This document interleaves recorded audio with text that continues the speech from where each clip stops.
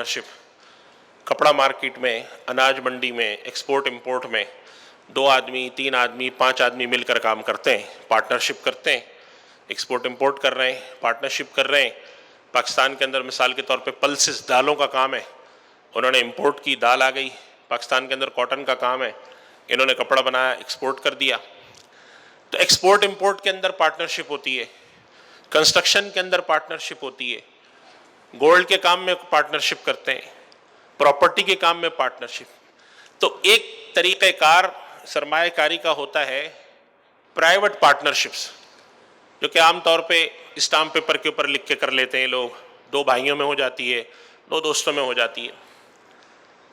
شرعی نقطہ نظر سے جو پارٹنرشپ کی شرائط ہیں، جو اس کے اصول و ضوابط ہیں، میرا اپنا خیال ہے، اگر میں غلط نہ ہوں، کہ پرائیویٹ پارٹنرشپس کے اندر شاید 90% جو پارٹنرشپس ہوتی ہیں ان کے اندر ان تفصیلات کا کوئی خیال نہیں ہوتا. بس آپس میں پارٹنرشپ کر لی. ان سے پوچھا جا کر کہ آپس میں سرمایہ کتنا ہے، وہ کہتے ہیں جی 25-25 لاکھ روپے ہم نے ملا دیے. تو کون اس کو مینیج کرے گا؟ ہم نے آپس میں سوچا ہے کہ ہم میں سے 2 کریں گے اس کو مینیج. بس ابھی یہ تھوڑا سا یہ بات طے ہوئی ہے، ابھی دیکھتے ہیں آگے چل کے کیا ہوتا ہے. اور پروفٹ کی تقسیم ابھی ہم نے کوئی خاص چیز طے نہیں کی ہے، ارادہ ہے کہ دیکھتے ہیں پروفٹ کتنا ہوگا، اس کے بعد دیکھیں گے.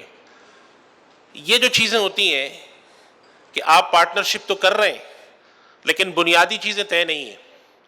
پارٹنرشپ کر رہے ہیں، اس کے اندر نفع نقصان کی تقسیم طے نہیں ہے. پارٹنرشپ کر رہے ہیں، اس کے اندر لاس کا میکینزم طے نہیں ہے. یا یہ کہ ایک پارٹنر ہے، اس نے اس شرط پہ پارٹنرشپ کی ہے کہ میں پیسہ تو لگاؤں گا لیکن میرا 50% سرمایہ کی گارنٹی دو. ایک میرے پاس سوال آیا، اس کے اندر طریقہ یہ تھا کہ ایک کام تھا، اس کے اندر پیسہ چاہیے تھا. تو ایک پارٹنر تھے جو کہ 50% رقم دے رہے ہیں. 25 کروڑ 20 کروڑ کا کام ہے، اب 10 کروڑ پہ ایک آدمی دے رہا ہے، باقی 10 کروڑ 4-5 لوگوں نے ملائے، ایک 2-2 کروڑ. اب یہ صاحب یہ کہہ رہے ہیں جو 50 کروڑ 10 کروڑ پہ دے رہے ہیں کہ میں چونکہ پورے پروجیکٹ کا 50% دے رہا ہوں اور تم لوگوں کے اوپر اگرچہ مجھے اعتماد ہے لیکن اگر تم نے میرے ساتھ کچھ کر دیا تو کیا ہوگا، اس وجہ سے تم ایسا کرو، مجھے گارنٹی دو کہ کم سے کم کچھ بھی ہو جائے میرے 5 کروڑ مجھے واپس ملیں گے. یعنی میرے 50% میری انویسٹمنٹ کی آپ گارنٹی دیں. اور کانٹریکٹ ہو جاتا ہے، کہتے ہیں ہاں ٹھیک ہے ہم گارنٹی دینے کو تیار ہیں.